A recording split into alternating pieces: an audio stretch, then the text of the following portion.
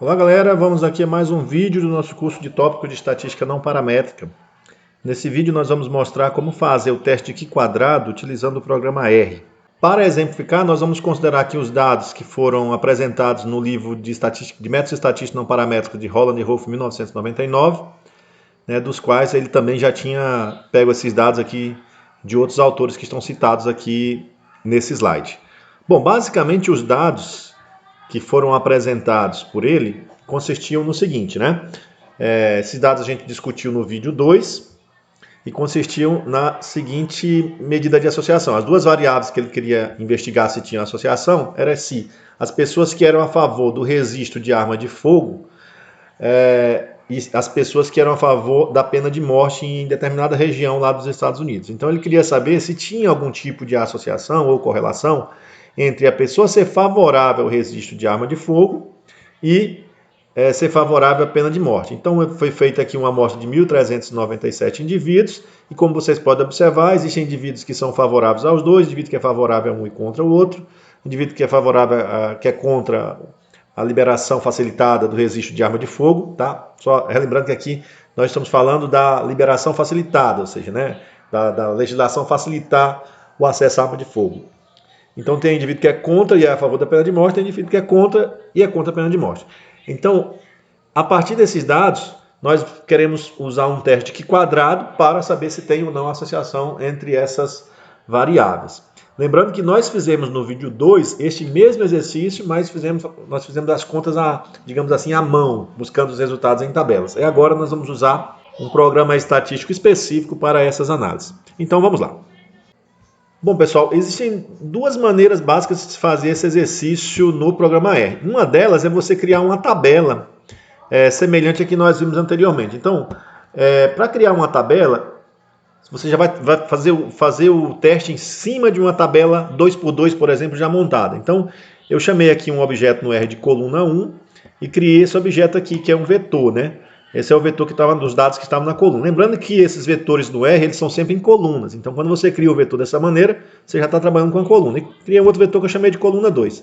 Depois eu usei a função aqui cbind, que ela vai, ou cbind, que é como é escrito, que ela vai juntar essas duas colunas, formando aqui uma tabela. Vamos ver como é que fica aqui. Vamos rodar aqui.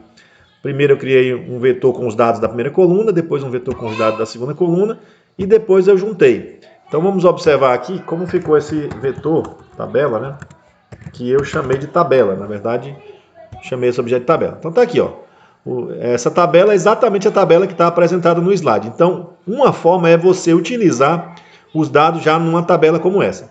A função que vai fazer o teste Q² é a função x.test. É do pacote stats e ela já vem instalada aí no R diretamente quando você instala o R. Então, pessoal, esse objeto tabela a gente coloca aqui e aplica a função direto na tabela. Tá certo? Aqui tem uma observação nesse correct igual a false ou true, que eu vou estar explicando.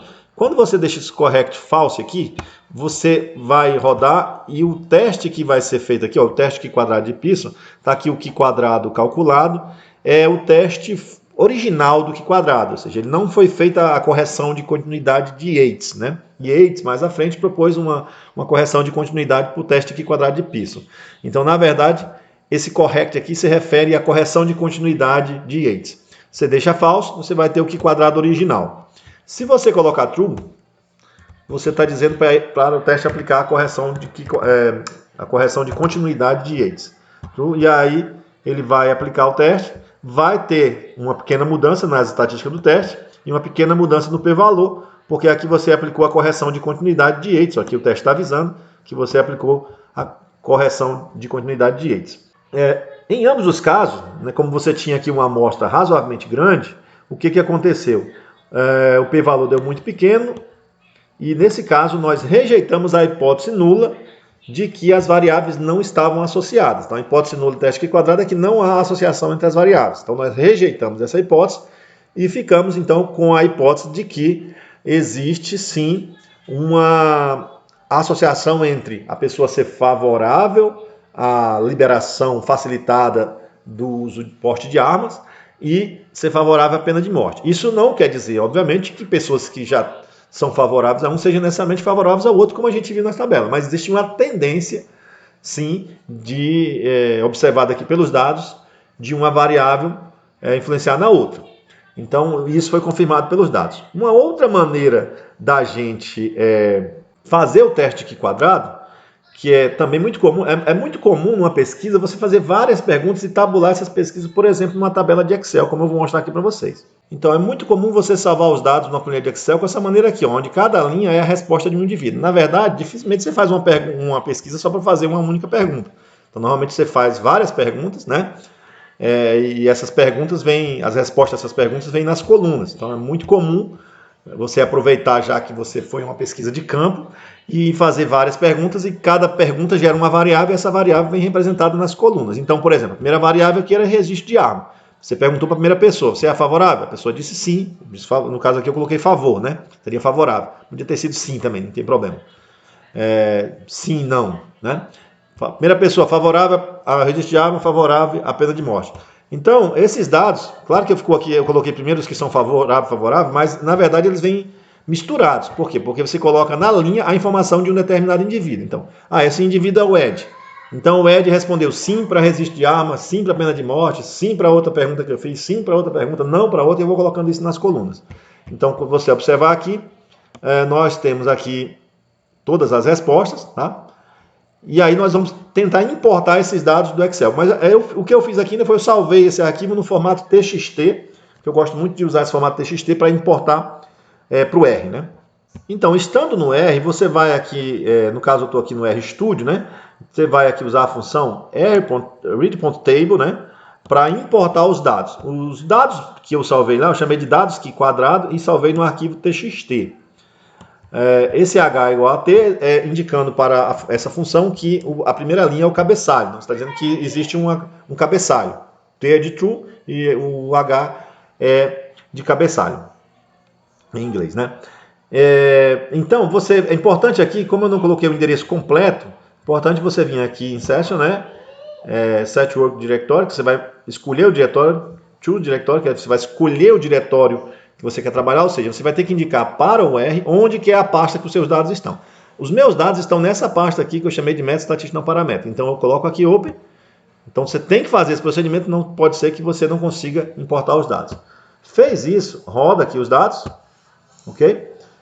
Eu chamei de dados, na verdade, podia ter dado outro nome. Eu vou rodar aqui, selecionar e rodar isso para vocês verem aqui, ó. Rodei. Tá aqui os dados da tabela. Ele mostrou só até a linha 500, porque são muitos, mais de 1000. Então ele mostrou só alguns, mas na verdade estão aqui os dados, né? Como a gente vinha trabalhando. Vou logo aqui. Usar a função aqui, a taxa de dados, que é para a gente passar a ler as informações das colunas, né, das variáveis. Então, quando eu digito aqui, ó, a taxa de dados, ele está me fornecendo aqui o seguinte: os objetos estão marcados da seguinte forma. A primeira coluna eu chamei de pena, underline, morte. Então é assim que está a variável lá. A segunda coluna eu chamei de registro, underline, arma. Foi o nome que eu dei. Então esses nomes que eu tenho que usar. Eu quero correlacionar essa variável com pena, underline, morte, com registro, underline, arma. Então eu vou aqui em name só para confirmar. Ó. Você confirmar que as duas variáveis que eu chamei nas colunas, né, estão com esse nome. E aí vou aplicar a função x.teste. E aí eu coloquei o que aqui? O registro, underline, arma, que seria o x. Pena, underline, morte, que seria o y. Estou aplicando aqui o teste sem a correção de Yates. Basta rodar aqui agora, ele já está fazendo o teste Q quadrado diretamente nos dados, sem a correção de Yates. Se eu colocar aqui true, ele vai me dar com a correção de Yates. Então é isso aí, galera. As conclusões são idênticas às que eu falei anteriormente. Né? E aí você tem as duas maneiras básicas de fazer o teste Q quadrado. É você montar a tabela diretamente ou você importar os dados. E aí essa segunda função eu acho mais interessante porque você pode ter no mesmo conjunto de dados várias variáveis, das quais você quer fazer vários cruzamentos. Então, você vai fazendo os cruzamentos de uma com a outra, mudando aqui o nome de cada variável e tendo os resultados possíveis. É isso aí, galera. Espero que vocês tenham compreendido. Até o nosso próximo vídeo.